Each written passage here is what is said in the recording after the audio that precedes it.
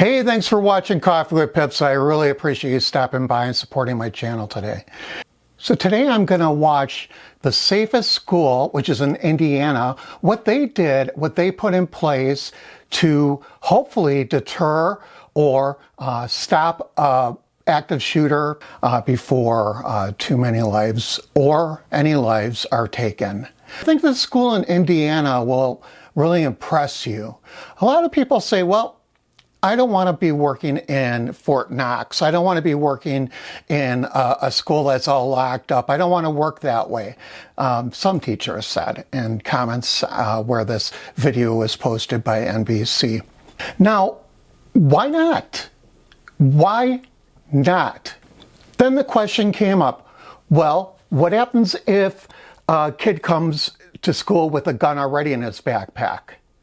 You know what? It could happen. It could happen. God forbid it happens.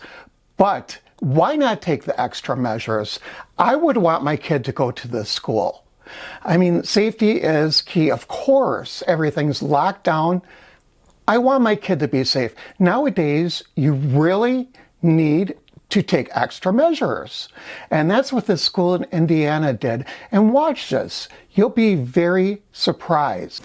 Okay, so now they're conducting a drill. At Southwestern High School in Indiana, the kids drill. I see they're all running past this red line. What is that?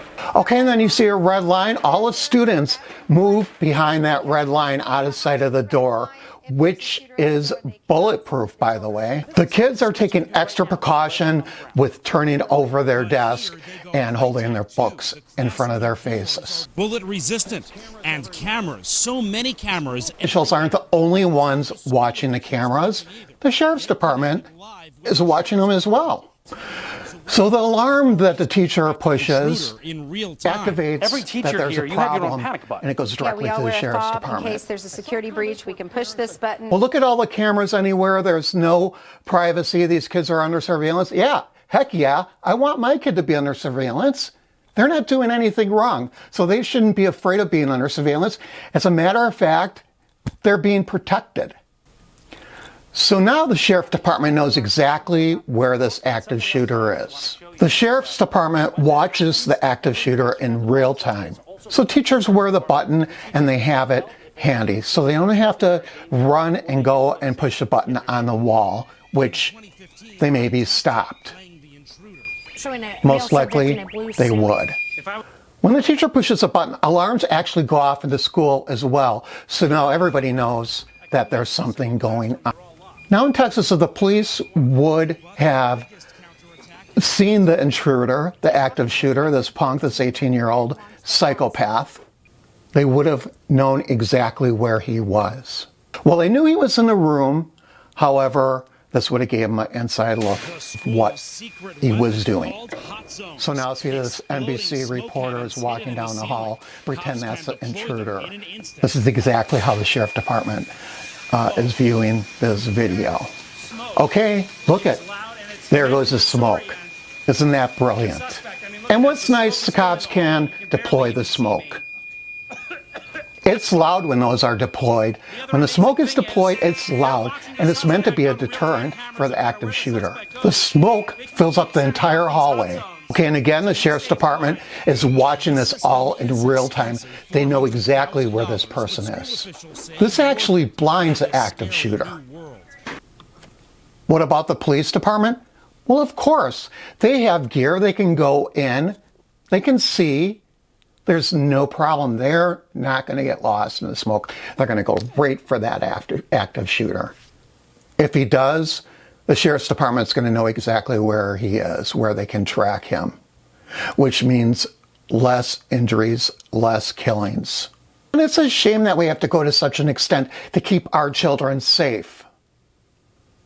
How do you think those parents felt when they got the call that this happened? I wouldn't even want to think that would be a parent's worst nightmare. I feel for those families so much. How do you ever get over that?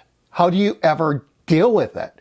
These are children that had their whole lives to live. Rather than showing you the reality of what happened in Texas, because I'm sure everybody's sick enough over it. And don't forget Sandy Hook and all of those other schools that we don't forget. We don't forget all of those other schools that had similar things done, Columbine, all of that. But if we can protect our children, I'll say it over and over again, why not? Okay, so the school says that this system, what they have in place, costs hundreds of thousands of dollars. But it's worth it. They said it's worth it. I say it's worth it. It's a crazy, sick world out there that we're living in. If you agree with me, even if you don't agree with me, let me know why. I'd rather go overboard than not have enough protection. Again, for the person that made that comment, maybe how do we know that a kid doesn't have a gun in his backpack when he goes in school? If he does, I have to show this video. Maybe you might want to push your community, push your schools, have fundraisers. They're selling candy bars all the time for new uniforms for the football team. Let's invest a little more security in our schools. Even if it's not to this extreme, let's think. There's a lot of safety measures out there, a lot of gadgets and things that we can learn from this. At minimum, all of those doors should have been locked. How did this kid get through a side door? Again, what do you think? And if you like this video or you like any of my videos, make sure that you subscribe below and hit that bell, and I'll keep you posted with new videos that come up each and every week. So this week's not a food video, but I saw this and I needed to share with all of you. Thank you very much, everybody, and have a great week.